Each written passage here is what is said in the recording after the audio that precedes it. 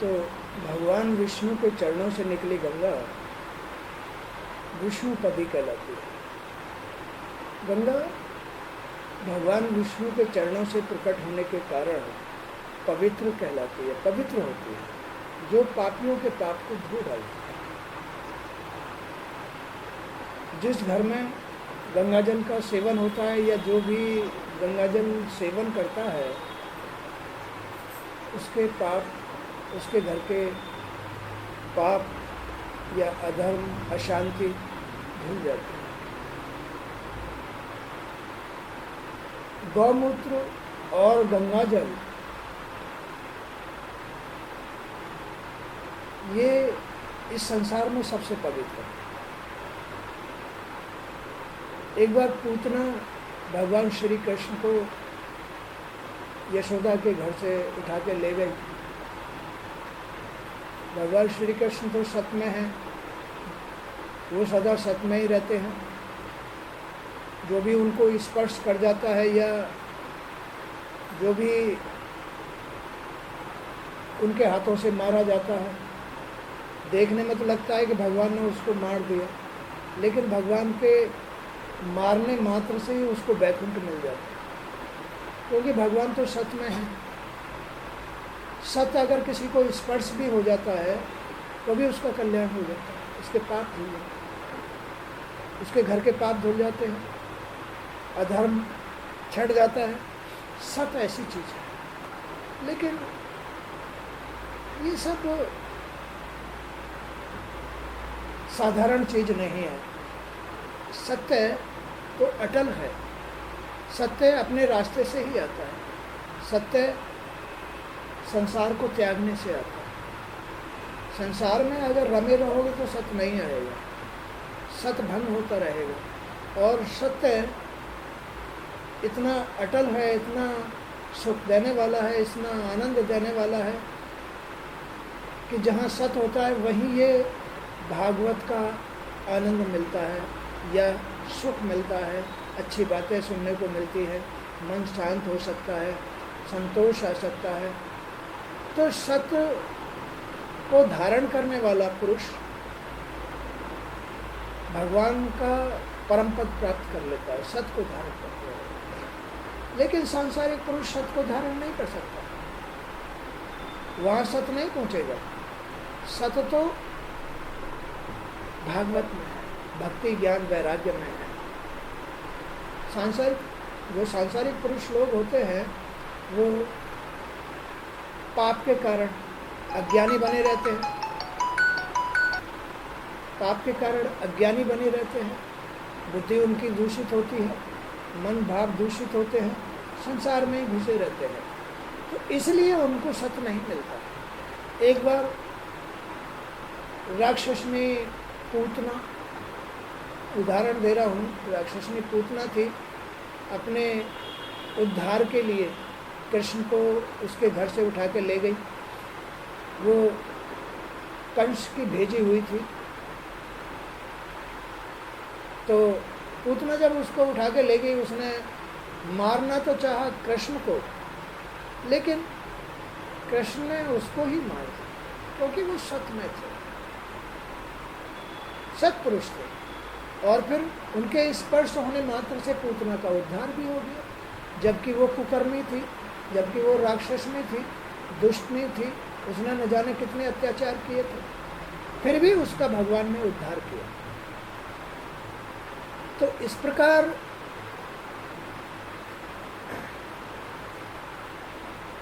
यशोदा ने जब पूतना उसको उठा के ले गई और पूतना बैकुंठ चली गई, तो यशोदा को बड़ा अचंभा हुआ कि कहीं ऐसा ना हो ये जो दूषित आत्माएं हैं ये फिर मेरे घर पे मतलब जो है आक्रमण ना करें, कहीं मेरे बच्चे को फिर दोबारा से मतलब कष्ट ना पहुंचा दें। तो उन्होंने गौमूत्र गंगा जल मिला करके उनको स्नान कराया, गौमूत्र से गंगा जल से स्नान कराया, काला टीका लगाया और भगवान से प्रार्थना की, हे लक्ष्मी नारायण अब मेरे बच्चे की रक्षा करो, हे देवताओं देवगणों अब मेरे बच्चे की रक्षा करो।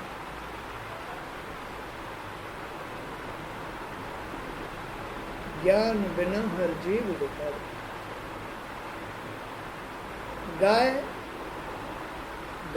गाय का मूत्र और गंगा जल जिस घर में छिड़का जाता है या जो सेवन करता है दोनों चीजों को, वो पाप मुक्त हो जाता है। लेकिन पापी आदमी घृणा करेगा, पापी आदमी सांसारिक आदमी घृणा करेगा, लेकिन गौमूत्र तो देव स्वरूप है, देव स्वरूप 100 रोगों की एक दवा है गौमूत्र। लेकिन लोग घृणा करते हैं, सांसारिक लोग घृणा करते हैं, देवताओं से घृणा करते हैं, ये राक्षस प्रवृत्ति होती है। गंगा जल का भी सेवन नहीं करते हैं, गंगा जी भी नहाने नहीं जाते हैं। कई लोग तो जो है जन्म लेकर के बुढ़ापा आ जाता है, मृत्यु को प्राप्त हो जाते हैं, उनको कभी गंगा के दर्शन नहीं होते। ऐसे भी बहुत लोग हैं। तो गंगा एक बहुत पवित्र नदी है, नदी जो जल रूप से बहती है, जल रूप में बहती है, उसे नदी कहते हैं। तो गंगा एक नदी है जो विष्णु के भगवान के चरणों से प्रकट हुई है, लेकिन उसको लाने वाले भागीरथ थे, इस पृथ्वी पर लाने वाले भागीरथ, इसलिए उन्हें भागीरथी कहा जाता है। विष्णु के चरणों से निकली है, प्रकट हुई है, इसलिए उन्हें विष्णुपदी कहा जाता है। वो पवित्र हैं, इसलिए उनको गंगा कहा जाता है। भगवान भोलेनाथ ने अपनी जटाओं में उनको धारण किया। केवल भगवान भोलेनाथ ही गंगा को धारण कर सकते थे और इस धरती पर कोई भी गंगा को धारण करने वाला नहीं था। भगवान भोलेनाथ तो सत में थे, सतधारी थे, भोले थे, भंडारी थे। भोले ही भंडारी होते हैं, उनमें कोई ऐब नहीं होता, उनमें कोई बुराई नहीं होती, उनमें कोई पाप नहीं होता, वो भोले कहलाते हैं। जो भोला होता है वो भंडारी होता है, उससे कुछ भी मांग लो, भोला कोई भी दुआ दे देगा। ऐसे भोले होते हैं, वो भंडारी होते हैं, धरती पर भी होते हैं। तो जो हम आप लोगों के ये जो जटाएं हैं, बाल हैं, ये हमारे कर्मों का दुख सुख है जो हम कमा के लेके आए, जो कमा के लेके आए हमारे सिर पर हैं। यही समय समय से प्रकट होते रहते हैं। जब बुढ़ापा आता है तो यही बाल सफेद हो जाते हैं, सफेद हो जाते हैं, माने कि ये जवाब देते हैं कि मैंने इतना भार उतार दिया है। कुछ काले रहते हैं, कुछ सफेद रहते हैं। अभी जितने काले हैं अभी उतना भार गए, जितने सफेद हो गए हैं इतना भार उतार दिया है। चाहे भगवान भजन करके, चाहे गंगा नहा के, चाहे अपने नियम धर्म से, या दुख उठा के, जैसे भी उसने बुढ़ापे तक इतना भार उतार दिया।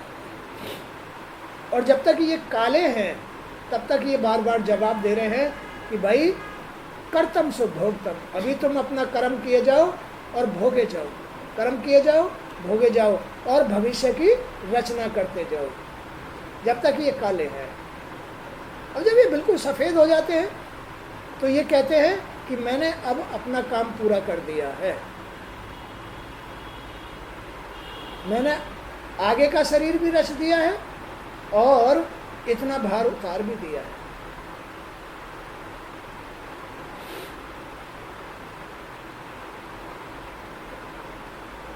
तो भोलेनाथ की जो जटाएं थी वो बिल्कुल पवित्र थी। गंगा का वेग केवल पवित्र जटा ही, यानी पवित्र आदमी ही धारण कर सकता है। ब्रह्मा में भी इतनी ताकत नहीं थी, विष्णु में भी इतनी ताकत नहीं थी। ये ताकत तो भगवान भोलेनाथ में थी। भगवान विष्णु ने भी तुलसी का सत हरा था। ब्रह्मा ने भी अपनी पुत्री सरस्वती को ब्याह लिया था। ये उनकी पुत्री तो थी सरस्वती, लेकिन फिर इसको अपनी पत्नी बना लिया। भोलेनाथ ने किसी के साथ ऐसा व्यवहार नहीं किया, इसलिए वो सतधारी थे।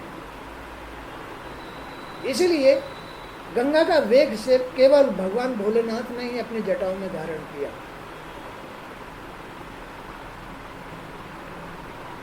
तो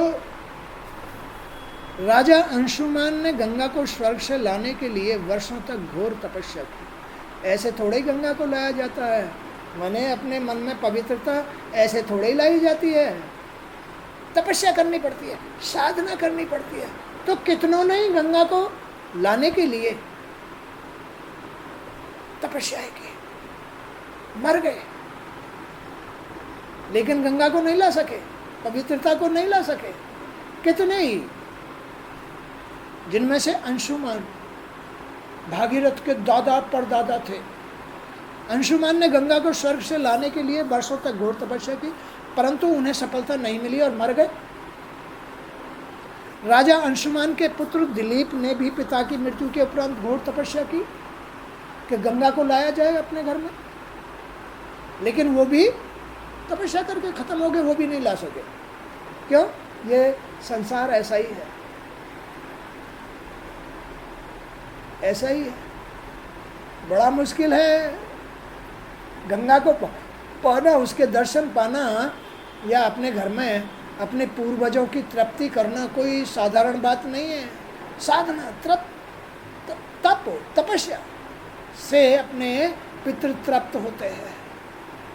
भागीरथ क्यों, अंशुमान, दिलीप, भागीरथ, ये क्यों गंगा को लाना चाहते थे कि उनके जो राजा सागर के जो 160 पुत्र थे, 160 पुत्र थे, वो सब मरने के बाद ऐसे ही पड़े थे। माने उनको तृप्ति नहीं हुई थी, स्वर्ग नहीं मिला था, मोक्ष नहीं हुआ था। हम तुमको भी तो ये सब कुछ करना पड़ता है, गंगा जी पे जाके पिंडदान करना पड़ता है, तब हमारे पूर्वज मुक्त होते हैं, तृप्त होते हैं। नहीं करोगे भटकते रहेंगे, बार बार जन्म लेते रहेंगे। तुम अगर अपने पूर्वजों के ही नहीं हुए तो किसके होगे? जो आदमी अपने पूर्वजों का नहीं है वो किसी का नहीं है। जो अपने माता पिता, अपने बड़ों का नहीं है वो किसी का नहीं है, पापी है। इसलिए अपने पापों से मुक्त होने के लिए, अपने पितरों को, अपने पूर्वजों को तृप्त करने के लिए हमें तप करना पड़ता है।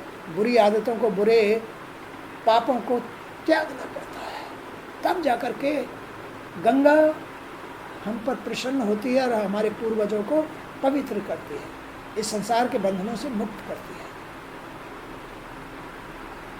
साधारण खेल नहीं है। तो राजा अंशुमान के पुत्र दिलीप ने भी पिता की मृत्यु के उपरांत घोर तपस्या की, किंतु वे भी गंगा को पृथ्वी पर लाने में असमर्थ रहे, मर गए वो भी। दिलीप के पुत्र भागीरथ थे। वे बड़े निष्कपट और दृढ़ संयमी राजा थे। भागीरथ बड़े संयमी थे, साधक थे, जरा भी बुराई उनको छू नहीं सकती थी। कई कई दिन भूखे रह जाया करते थे, लेकिन किसी से मांगने नहीं जाते थे। राजा थे, उनके पास किस बात की कमी थी, लेकिन वो अपने को साधते थे, किसी से नहीं कहते थे। वे बड़े निष्कपट और दृढ़ संयमी राजा थे। पिता की मृत्यु के उपरांत उन्होंने गंगा को पृथ्वी पर लाने का अपना दृढ़ संकल्प बना लिया। राजन भागीरथ ने घोर तपस्या की। उनकी तपस्या से प्रसन्न होकर गंगा जी ने उन्हें दर्शन देकर वर मांगने के लिए कहा। इस पर भागीरथ ने उनसे पृथ्वी पर चलने की प्रार्थना की। भागीरथ ने, उसके पूर्वज कितने ही मर गए, कितने ही गंगा जी को पृथ्वी पर लाने के लिए, लेकिन कोई भी उन्हें नहीं ला सका। भागीरथ से गंगा प्रसन्न हुई। गंगा तो सत्य की है, पवित्र है, उनमें कोई पाप नहीं है। तो गंगा मैया जब देखा कि ये भागीरथ मेरी घोर तपस्या कर रहा है, तब उन्होंने उसको दर्शन दिए। कहा कि तुम क्या चाहते हो। इस बार भागीरथ ने उनसे पृथ्वी पर चलने के लिए प्रार्थना की।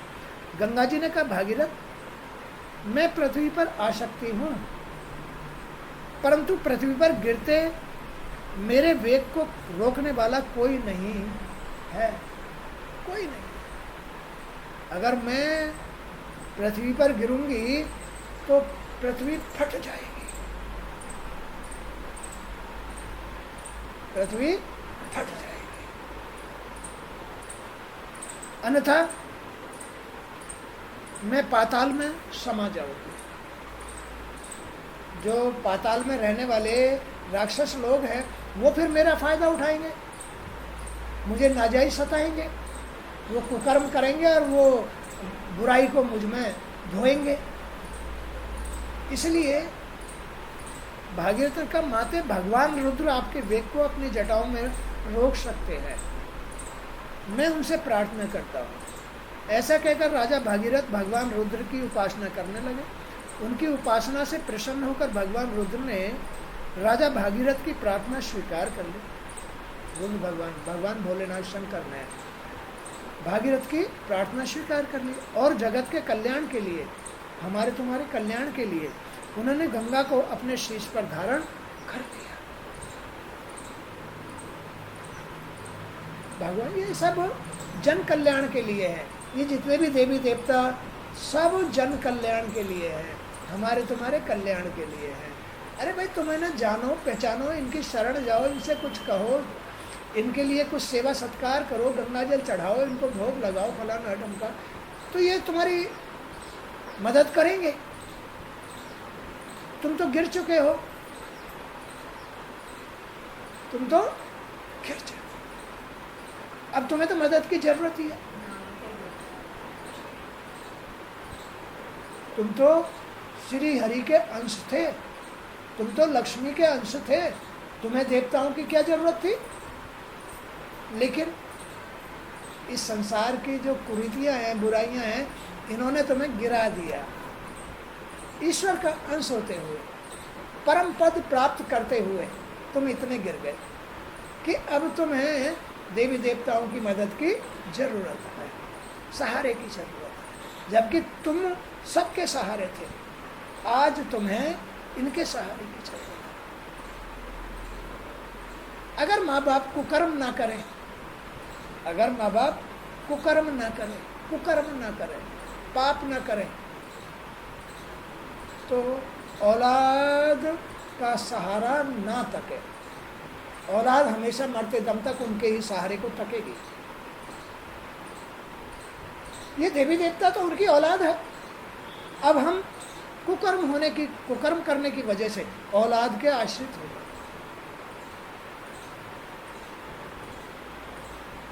ये उल्टी घटना है, ये कलयुग है, ये कलयुग है।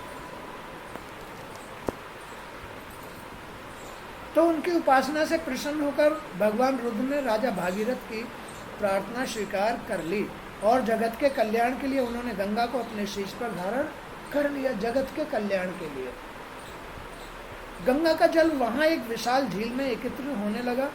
तभी से भगवान रुद्र को भगवान शंकर कहा जाने लगा और जगत के कल्याण करता भगवान शंकर को शिव कहकर पुकारा जाने लगा। शिव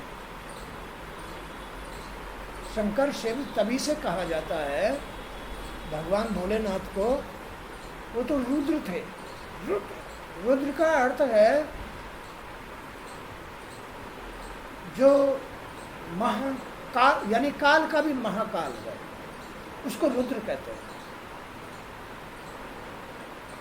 काल का भी महाकाल है, उसको रुद्र कहते हैं। अब भगवान भोलेनाथ ने गंगा को धारण कर लिया, काल का महाकाल अब शिव बन गया। शिव का अर्थ है कल्याणकारी, अब वो कल्याणकारी बन गया। गंगा को धारण करते ही, पवित्रता को धारण करते ही भगवान रुद्र शिव बन गए, कल्याणकारी बन गए, जगत के कल्याणकर्ता बन गए।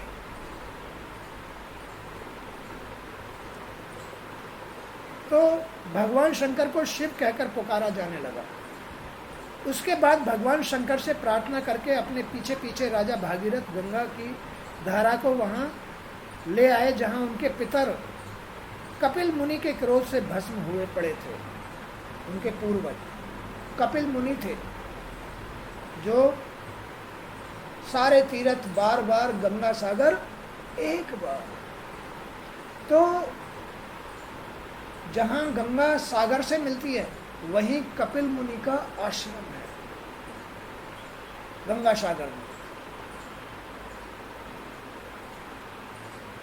हम लोग भी वहाँ दर्शन करके आए हैं, गंगा सागर गए हैं। समुद्र पार करना पड़ता है और समुद्र का ही जहाज होता है, तो उसमें बस समुद्र पार करके फिर बीच में एक टापू है, टापू पे मतलब गाड़ियाँ वाड़ियाँ चलती हैं, उससे फिर गंगा सागर गए। वहाँ कपिल मुनि जी का आश्रम है। तो वो सब देखा। कपिल मुनि भी भगवान विष्णु के ही अवतार थे। उन्होंने अपनी तपस्या, देखो ये परम पद जो प्राप्त होते हैं ये सब तपस्या साधना से प्राप्त होते हैं।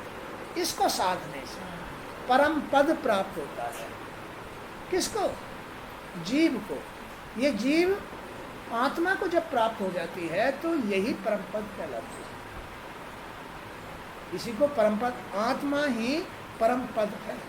लेकिन ये आत्मा इस संसार में जा जा करके ऐसा पापी बन गया है, दुष्ट हो गया। जी, ये आत्मा दुष्ट हो गई है, पापी हो गई है, गिर गई है। लेकिन यही पापी जी जब साधना करता है, संसार की इन बुराइयों को त्यागता है, तो ये परम पद प्राप्त कर लेता है, आत्मा को प्राप्त कर लेता है।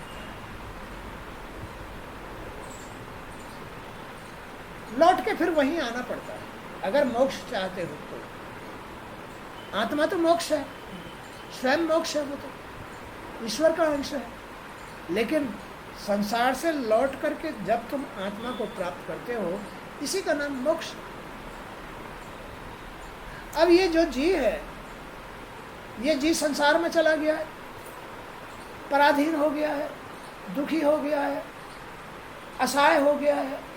जी बेचैन होता रहता है, अशांत होता रहता है, अपवित्र रहता है, कुछ इच्छाएं बनाता रहता है। कभी किसी बात की इच्छा, कभी किसी बात की इच्छा। तो इनकी पूर्ति के लिए, जी की पूर्ति के लिए अब देवी देवताओं की आराधना और इस संसार की बुराइयों को त्यागना, फिर ये जी धीरे धीरे ऊपर उठता है और अपने आत्म स्वरूप में पहुंच जाता है। इसको ही सौभाग्य कहते हैं। आदमी का सौभाग्य है ये। अब दुर्भाग्य क्या है? गिर जाना, पापी हो जाना, बगैर संसार के पेट ही नहीं भरता है, जी नहीं भरता है, मन नहीं भरता है, ये पाप, ये है गिरना। दुर्भाग्य, इसको कहते हैं दुर्भाग्य। दुर्भाग्य, गिरा हुआ भाग्य, अब गिर गया। सौभाग्य, जो इनको त्याग रहा है, दिन रात त्याग रहा है, उसे हर कर्म में, अपने जीने में अच्छाई बुराई का ज्ञान हो गया है, अच्छाई को अपनाता है, बुराई को त्यागता है, उठता हुआ चला जाएगा, उसे फिर परम पद प्राप्त हो जाएगा, सौभाग्य प्राप्त हो जाएगा।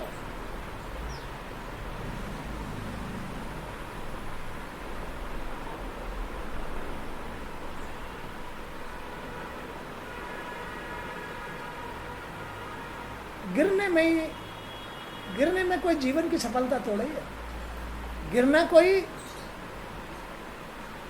आत्मा थोड़ी है। जब वो बिल्कुल गिर जाता है, अब इससे ज्यादा कहाँ गिरेगा? धरती से ज्यादा अब लुढ़क गया, अब इससे ज्यादा कहाँ गिरेगा? यही उसका नरक है। लास्ट जो गिर जाता है, अब उस गिरने का रूप क्या होता है? गिरने का रूप है असहाय हो जाना, अपने बल से ना उठ सकता, ना बैठ सकता, ना खा सकता, ना पी सकता, ये असहाय स्थिति, यही उसका नरक है, कष्ट है, ये उसके कर्मों की पहचान है।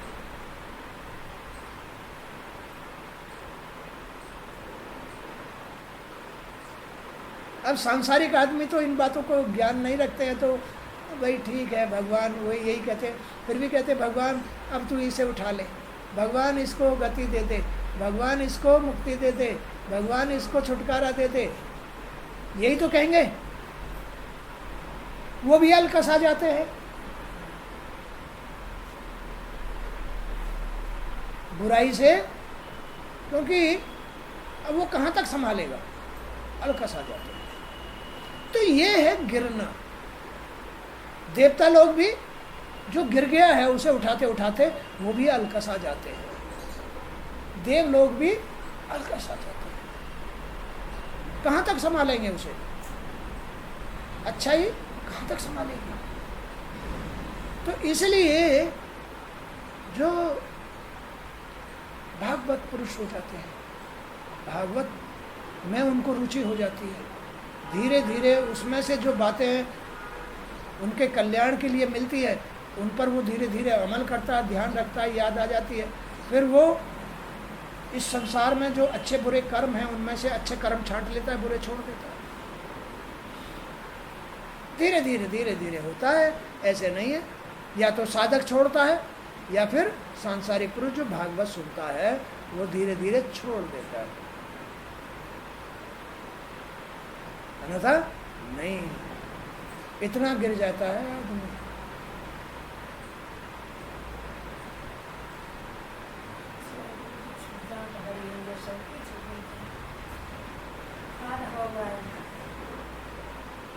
अरे ये छूटते नहीं है, ये छूटते नहीं है ना, छोड़ने तो पड़े हैं।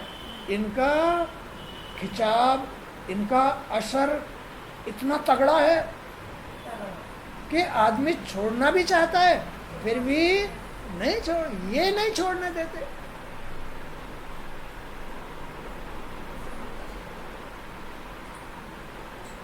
ये नहीं छोड़ने देते। साधना का अर्थ ही ये है कि ये जो इंद्रियां हैं इनके अंदर जो ये आग है इसको शांत कर दे, बुझा दे, इन इंद्रियों की आग को बुझा दे। जो बुझा देता है बस वही साधक कहलाता है,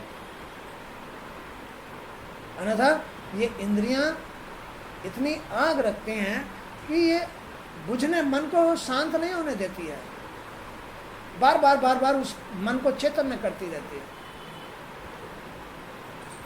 तो ये छूट नहीं पाती। तो जीव के कल्याण के लिए ही, ऐसे जीव के कल्याण के लिए ही भागीरथ गंगा को नीचे लेके आए, भागीरथ गंगा को धरती पर लेके आए।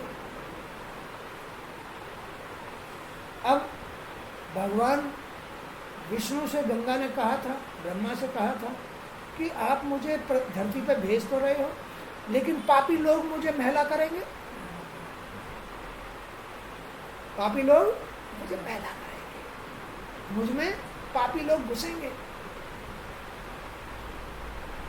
भगवान ने कहा, श्री हरि ने कहा, गंगे तुम में पापी घुसेंगे तो तुम्हें संत महात्मा भी स्नान करेंगे, वो तुम्हें पवित्र करेंगे, तुम इस बात की क्यों चिंता करते हो? पापी तुम्हें अशुद्ध करेंगे तो साधु संत तुमको शुद्ध करेंगे। तब गंगा संतुष्ट होकर के पृथ्वी पर आई, किसके लिए? जीवों के लिए, पापी जीवों के लिए। लेकिन ये पापी गंगा स्नान भी करने नहीं जाता है, गंगा जल भी अपने घर में ला करके गंगा जल नहीं छिड़कता।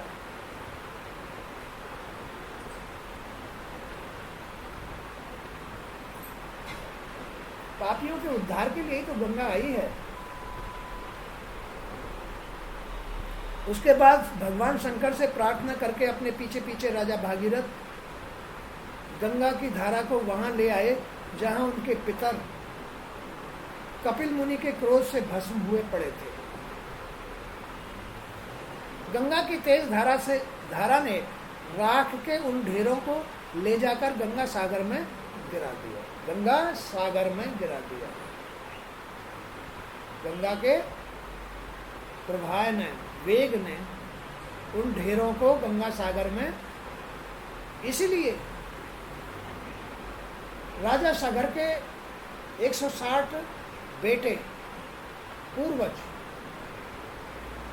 जहां मुक्त हुए थे अपने सांसारिक पापों से, जहां उसको ही गंगा सागर कहते हैं,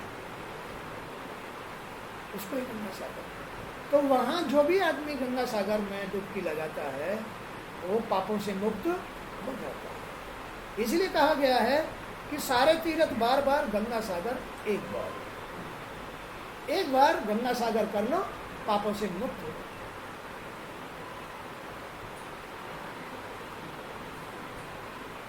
सारे तीर्थ बार बार गंगा सागर एक बार। तो गंगा की तेज धारा ने राख के उन ढेरों को ले जाकर गंगा सागर में गिरा दिया। गंगा जल के स्पर्श मात्र से सागर के पुत्र राख से उठकर स्वर्ग सुधार गए, पवित्र हो गए। सागर के नाम पर ही समुद्र को सागर भी कहा जाने लगा। राजा सागर के पुत्र थे वो, अब तो स्वर्ग पहुंच गए, तो उस सागर के नाम पर ही समुद्र का नाम, सागर का नाम समुद्र पड़ा है। समुद्र इसलिए नाम पड़ा उसका। परीक्षित, गंगा का जल अत्यंत पवित्र है, गंगा जल अत्यंत पवित्र है। ऐसा नहीं है, अभी तो लोगों ने ये भी नहीं देखा कि आखिर ये गंगा जी निकल कहां से रही है ना। डुबकी तो लगा ले, तो उन्हें तो डुबकी लगाने से मतलब है, उन्हें तो अपनी धोती पेटीकोट ब्लाउज धोने से मतलब है या अपना कच्चा धोने से मतलब है। उन्हें इस बात से क्या मतलब है? अरे अपने घर ही नहा लो, अगर ऐसे ही नहाना है तो अपने घर नहा लो, काहे को जाओ, पैसा खर्च करो, टाइम खर्च करो और बेकार गंगा को मैली करो। गंगा नहाना भी नहीं आता लोगों से, उन्हें ये तो क्या रुचि होगी, कहाँ है गंगा, कहाँ से निकली है, चलो देखें इसका और छू।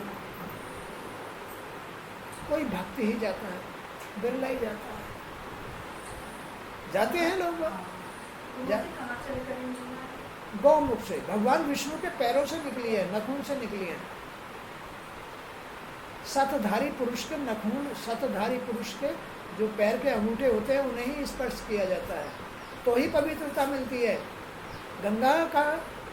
गंगा जैसे गंगा जी में स्नान कर लिया हो, क्योंकि भगवान विष्णु तो सतधारी थे, तो जो सतधारी पुरुष होता है उसके नखून स्पर्श करने मात्र से ही गंगा स्नान का फल मिल जाता है।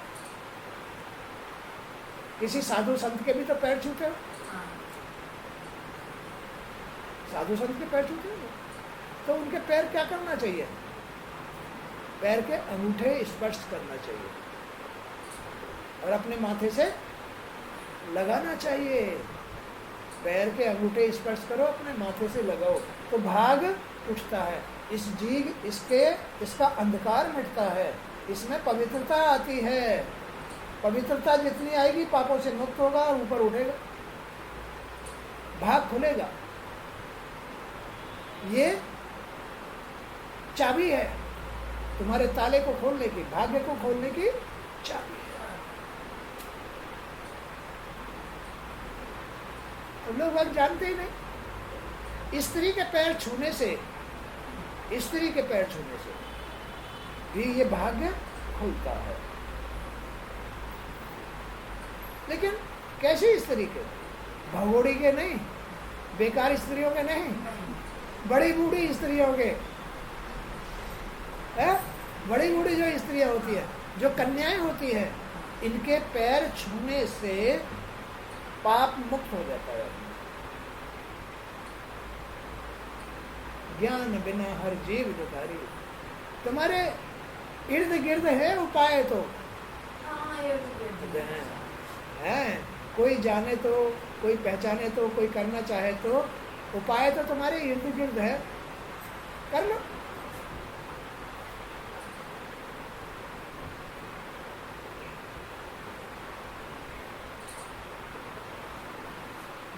बुजुर्ग स्त्रियों के पैर छूना, भगवान विष्णु उससे प्रसन्न होते हैं। हाँ, नारायण प्रसन्न होते हैं। नारायण प्रसन्न का मतलब क्या है? तुम्हारा जीव तुरंत साफ हो जाएगा, जनक कितने पापों से मुक्त हो जाएगा। ये श्री हरि की प्रसन्नता, माने कि आत्मा प्राप्त होती है। ये श्री हरि की प्रसन्नता।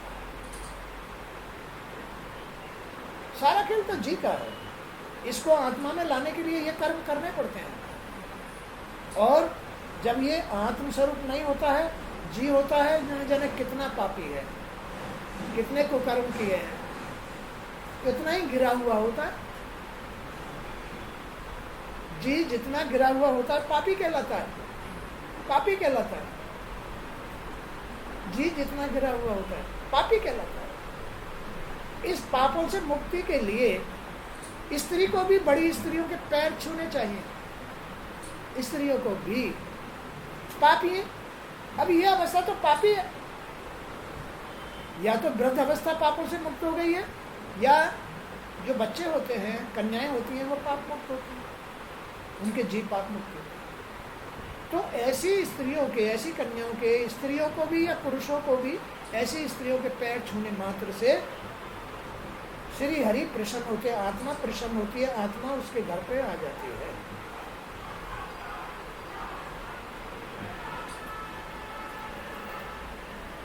तो ये पापियों का उद्धार करने वाली माता है।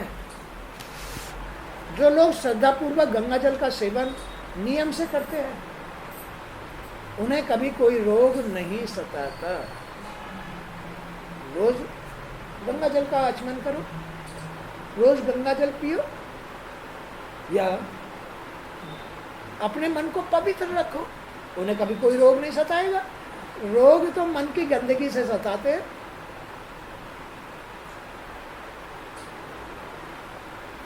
यह गंगा भगवान श्री हरि के चरणों से निकली है। संसार के भव बंधनों को काटने में गंगा जी को की बड़ी महिमा है। भव बंधन, पापों से मुक्त करने में गंगा जी की बड़ी महिमा है।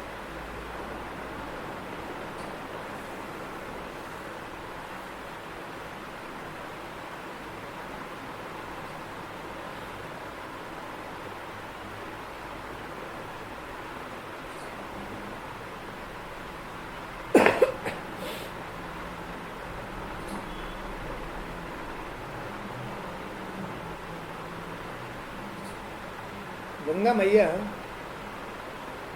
इस धरती पर पापियों का उद्धार करती है। जो भाग्यहीन हो गए हैं, जो इस धरती पर दुखों के चपेड़े में इल्झे हुए हैं, संकटों में घिरे हुए हैं, उन्हें गंगा स्नान करना चाहिए। गंगा स्नान करना चाहिए। उनके नियम से, गंगा जी के नियम से स्नान करना चाहिए। कैसे करना चाहिए? कभी भी नग्न होकर स्नान नहीं करना चाहिए। तुम जिस अवस्था में हो, इसी अवस्था में, ऐसे नहीं अपनी धोती उतारो। बहुत सारी स्त्रियां तो जो है कपड़े उतार देती है, ब्लाउज वगैरह नंगी होकर के नहा लेती है पेटीकोट से।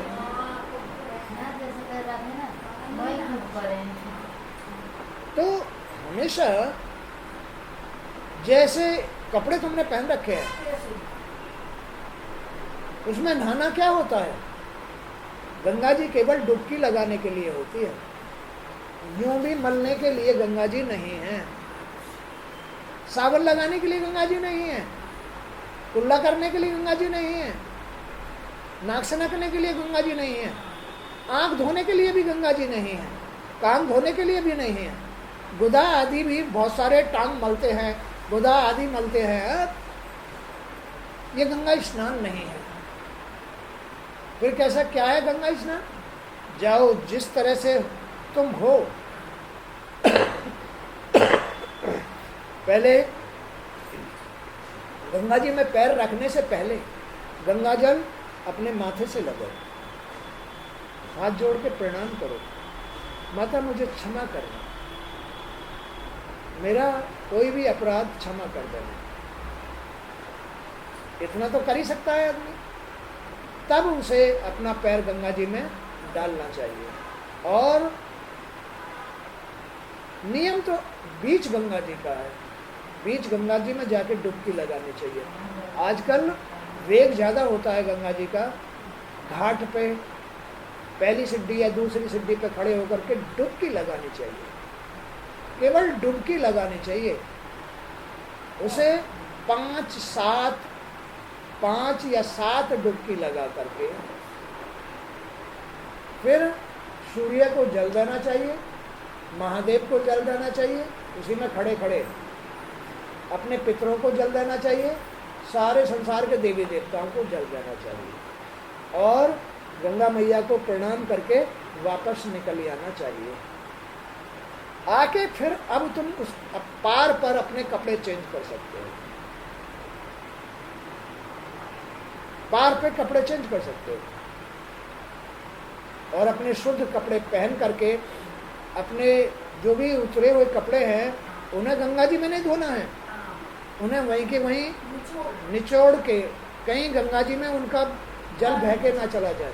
गंगा जल यानी निचोड़ करके अपने पॉलीथिन में भर के घर ले आओ, घर आकर के धो सकते हो। ये है गंगा जी स्नान। अब गंगा जी पे क्या करना चाहिए? गंगा जी पर फूल, प्रसाद, धूप बत्ती, कपूर दोने में फिर उनको अर्पण करना चाहिए, प्रणाम करना चाहिए। शनिवार के दिन, अगर शनिवार के दिन गंगा जी नहा रहे हो बहुत अच्छा है। उस दिन वो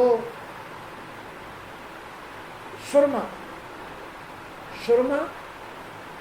नारियल लो सूखा, उस पर सुरमा डाल लो, टीके लगा लो सुरमे के यानी स्याही के, और गंगा जी में प्रवाहित कर दो।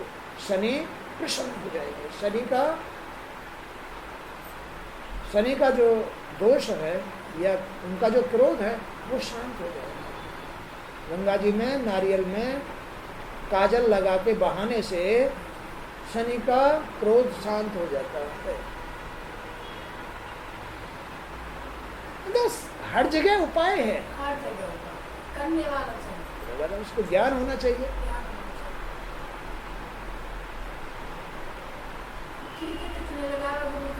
चाहे जितने लगा लो, चाहे जितने लगा लो और गंगा जी में बहा दो, तो शनि देव को प्रसन्नता होती है, उनको खुशी होती है। तो इस तरह से आदमी को अपने जीवन में गलतियां तो हैं ही हैं, इन गलतियों का निवारण यही तो है, गंगा जी नहाना, तीर्थ जाना, कथा हवन कराना, भागवत सुनना, ये सब उपाय हैं। तो घर में शांति बनी रहती है, जीवन शांत गुजर जाता है? अब तुम देख लो, तुमने जीवन गुजारा है, कितनी गलतियां की हैं। अब ये बच्चे हैं तुम्हारी देख रेख में आते होंगे, कितनी गलतियां करते हैं।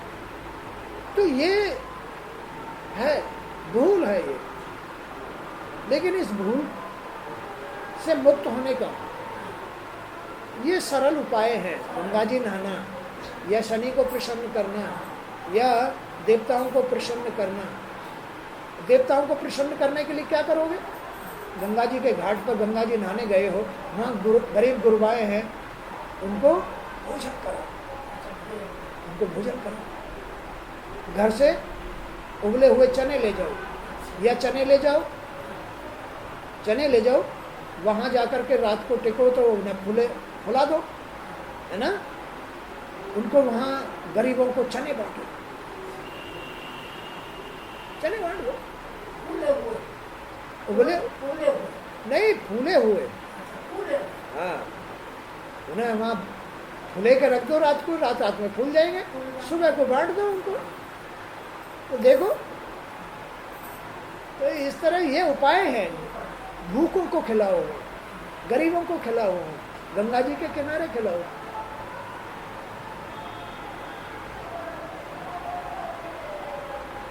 एक बार भोलेनाथ पार्वती बोली,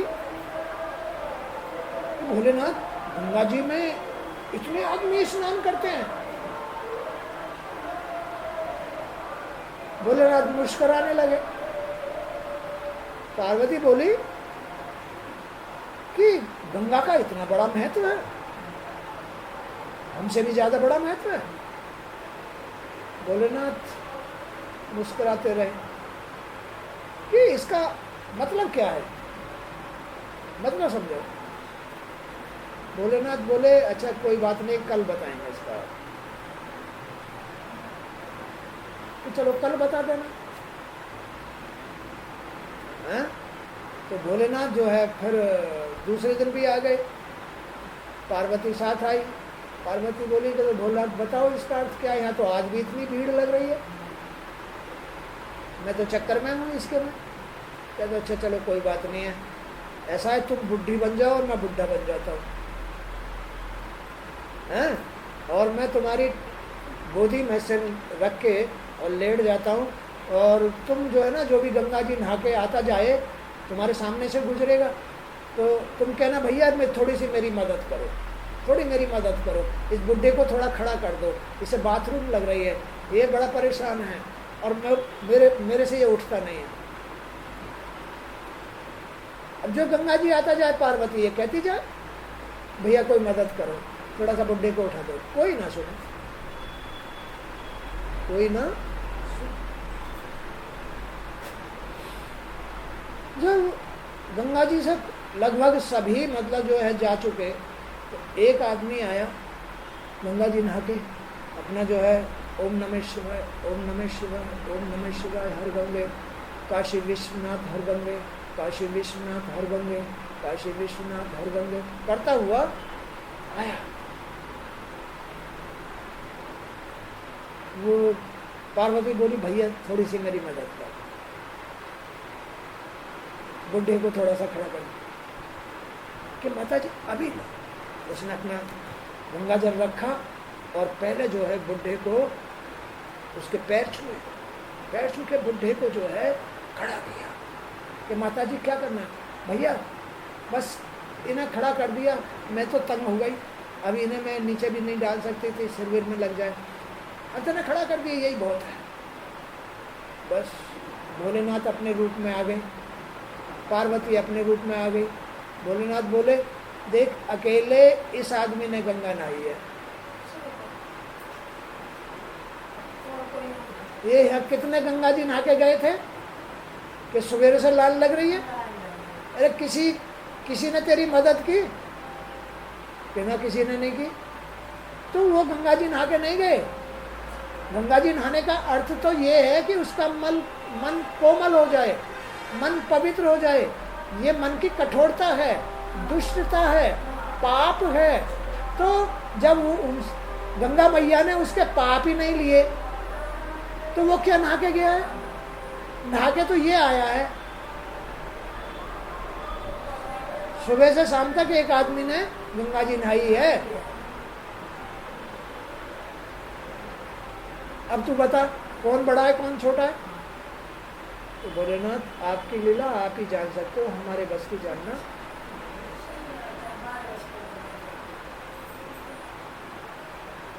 तो उस तरह से आज का सत्संग भी यहीं तक। जय श्री कृष्ण।